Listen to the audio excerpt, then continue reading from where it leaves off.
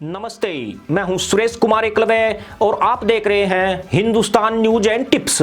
Foreign minister साहब ने कि खुदा का वास्ता है अब इसको वापस जाने दें, क्योंकि 9 बजे रात को हिंदुस्तान पाकिस्तान पे अटैक कर रहा है। किसी एक शख्स ने वहां पे एक सेकंड के लिए भी इस पे अंदर आपने एतराज नहीं किया।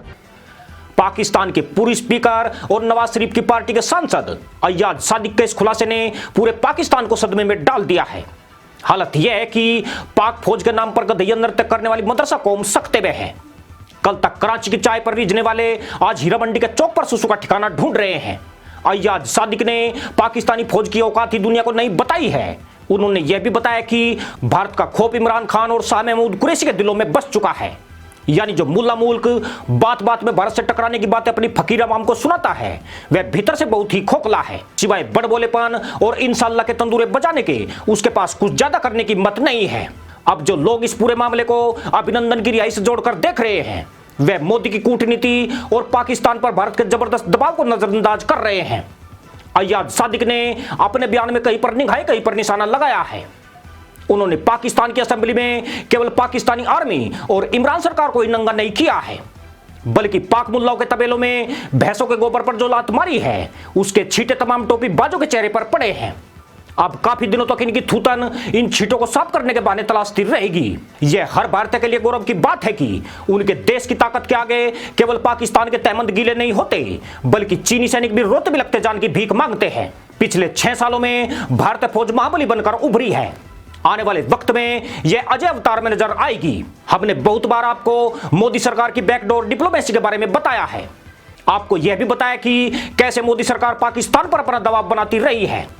अय्याज सादिक ने अपने बयान में उसी की तरफ संकेत किए हैं, जिसे पाकिस्तान की अनाड़ी जनता तो समझ नहीं पाएगी, पर पाकिस्तानी पीएम इमरान खान उसका मतलब बखूबी समझ गए हैं। और यकीनन पाकिस्तान को घबराने की हिदायत नहीं देने वाला यह लोंडा आज खुद ही बहुत ज्यादा घबराया हुआ है। पाकिस्तान की कैद में मौजूद कुलभूषण जाधव अगर जीवित और सुरक्षित है तो वह भारत सरकार के जबरदस्त प्रेशर का नतीजा है। जिस तरह पाकिस्तान अभिनंदन को 72 घंटे भी कैद में नहीं रख पाया था और 1 मार्च 2019 को सम्मान के साथ वाघा बॉर्डर पर छोड़ने आया था, उसकी सच्चाई कल पाक असेंबली में सबके सामने आ गई है। यह भारत के खौफ का नतीजा है, जो आज इमरान सरकार कुलभूषण जाधव को तमाम सुविधाएं काउंसलर एक्सेस के साथ अब वकील भी उपलब्ध करा रही है। यहां तक कि इमरान सरकार पाकिस्तानी संसद में कुलभूषण जाधव को इंसाफ हेतु एक प्रस्ताव भी पास करा चुकी है। यह तब हुआ है जबकि भारत और पाकिस्तान के बीच व्यापारिक गतिविधियां सीमित है। इसका मतलब यही है कि भारत ने पाकिस्तान को आर्थिक कूटनीति की बजाय सैन्य दबाव से घुटनों पर ला रखा है। इससे इस बात के भी संकेत मिलते हैं कि पाकिस्तान ज्यादा वक्त तक कुलभूषण जाधव को अपनी कैद में नहीं रख पाएगा और एक निश्चित समय पर वह नेक नीति और शांति की दुआएं देकर उसे भी वाघा बॉर्डर पर छोड़ने आएगा। इसी साल पाकिस्तान की सुप्रीम कोर्ट ने गिलगिट बाल्टिस्तान में चुनाव कराने का आदेश जारी किया था। यह चुनाव 18 अगस्त तक कराए जाने थे, मगर यह भारत के डर का ही नतीजा था, जो पाकिस्तान को चुनाव तिथि आगे बढ़ाकर 15 नवंबर करनी पड़ी। खास बात यह है कि पाकिस्तान उक्त तारीख में भी चुनाव कराने का साहस नहीं जुटाता दिखता है। अब इसके और पीछे खिसकने के आसार नजर आ रहे हैं और यह इसी तरह धीरे धीरे पीछे हटते चले जाएंगे। कल ही पाकिस्तान ने 5 भारतीयों की रिहाई की है। इन 5 लोगों पर पाकिस्तान ने जासूसी के आरोप लगाए थे। उनकी सजा पूरी होने के बाद भी पाक सरकार उनकी रिहाई पर ब्लैकमेल करने की चाल चल रही थी, लेकिन भारत के डर के आगे उसके सारे मंसूबे धरे रह गए।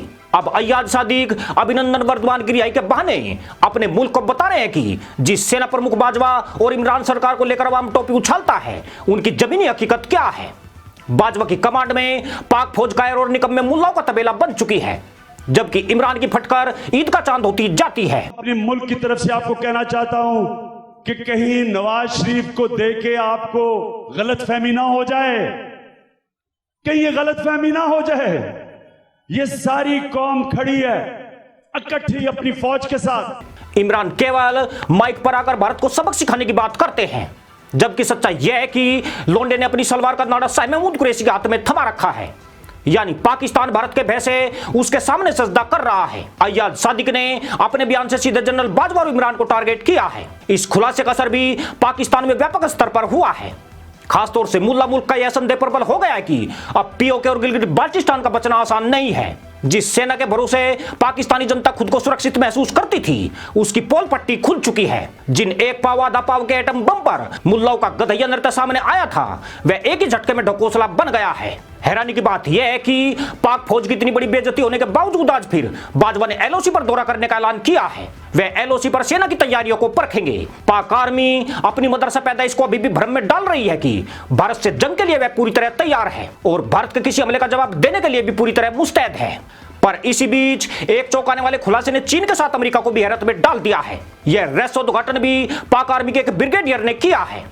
इस आर्मी ब्रिगेडियर का दावा है कि भारत ने ऐसी तकनीक विकसित कर ली है जिसके इस्तेमाल के बाद दुनिया की कोई भी मिसाइल उसके विमानों तक नहीं पहुंच पाएगी। ब्रिगेडियर का कहना है कि भारत ने इसी तकनीक का इस्तेमाल एलओसी पर पाकिस्तान एयरफोर्स से मुकाबले में किया था। इस दौरान भारत ने सुखोई एयरक्राफ्ट पर यह तकनीक सेट की थी।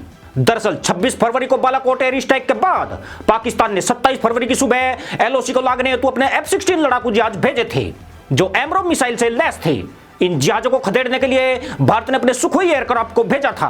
इस दौरान F-16 में लगे एमराम मिसाइल से उन्हें निशाना बनाने की कोशिश हुई थी, लेकिन एमराम मिसाइल सुखोई तक पहुंची नहीं पाई और रास्ता भटक कर नीचे जमीन पर जा गिरी, जिसे बाद में भारत ने पूरी दुनिया को दिखाया था ताकि दुनिया को पता चल सके कि पाकिस्तान ने इस हमले में F-16 एयरक्राफ्ट का इस्तेमाल किया है। ब्रिगेडियर का कहना है कि एमराम की खासियत यही है कि एक बार टारगेट फिक्स होने के बाद उसका वार खाली नहीं जाता है, मगर भारत ने अपने सुखोई में ऐसे जैमर लगाए थे जिन्होंने एमराम को पूरी तरह जाम कर दिया और वे अपने टारगेट से भटक कर नीचे जमीन पर जा गिरी। दुनिया के पास अभी भी इतनी विकसित और सटीक टेक्निक नहीं है, जबकि भारत इसमें महारत हासिल कर चुका है। भारत ने ऐसे जैमर विकसित कर लिए हैं जो किसी भी मिसाइल के सिस्टम को जाम कर सकते हैं। उनका कहना है कि भारत ने प्रयोग के तौर पर इस टेक्नोलॉजी का इस्तेमाल सुखोई पर किया था और अब अपनी तीनों सेनाओं को इस तकनीक से लैस कर रहा है। इस तकनीक से लैस हो जाने के बाद भारत के किसी भी एयरक्राफ्ट टैंक को दुश्मन की सेना स्पर्श भी नहीं कर पाएगी। इस वक्त भारत ऐसे जैमर के निर्माण पर तेजी से काम कर रहा है जो शत्रु देश द्वारा छोड़ी गई किसी भी मिसाइल के इलेक्ट्रॉनिक सिस्टम को पूरी तरह जाम कर देगा। सिर्फ इतना ही नहीं, भारत ऐसी टेक्नोलॉजी हासिल करने के करीब है जो अपनी तरफ आती मिसाइल की दिशा परिवर्तित करके उसे दुश्मन के इलाके में वापस भेज सकता है। यह एक तरह से कंप्यूटर हैकर वाली प्रणाली है जिस पर भारत इस वक्त रात दिन काम कर रहा है। पाकिस्तानी ब्रिगेडियर के इस खुलासे ने यकीनन पाकिस्तान की हवाई टाइट नहीं की है, बल्कि चीन की भी रातों की नींद उड़ा दी होगी, क्योंकि भारतीय सेना के पास मौजूद यह टेक्निक चीन या पाकिस्तान की मिसाइलों के लिए बड़ा खतरा है। खास बात यह है कि भारत अपनी इस उपलब्धि को पूरी तरह सीक्रेट रखे हुए था। पाकिस्तान का पहली बार फरवरी 2019 में भारत की इस काबिलियत से सामना हुआ था। गौर करने वाली बात यह है कि इस राज का पता लगने के बाद भी पाकिस्तान पूरी तरह अनजान बना रहा। इसकी वजह यह थी कि वह भी भारत की इस टेक्निक का राज जानना चाहता था और उस जैमर की जानकारी जुटाने की कोशिश में लगा था। आपको याद होगा कि पिछले दिनों ही हिंदुस्तान एरोनॉटिक्स लिमिटेड का एक कर्मचारी पाकिस्तान के लिए जासूसी करने के आरोप में हत्या चढ़ा था। यह कर्मचारी इसी जैमर के बारे में जानकारी जुटा रहा था। पाकिस्तान ने अपने इस जासूस को 2.5 करोड़ रुपए का ऑफर दिया था, परंतु वक्त से पहले ही सुरक्षा एजेंसियों की नजर में वह आ गया। इसी के साथ अनुमति दोस्तों, जय जवान जय किसान जय हिंद वंदे मातरम।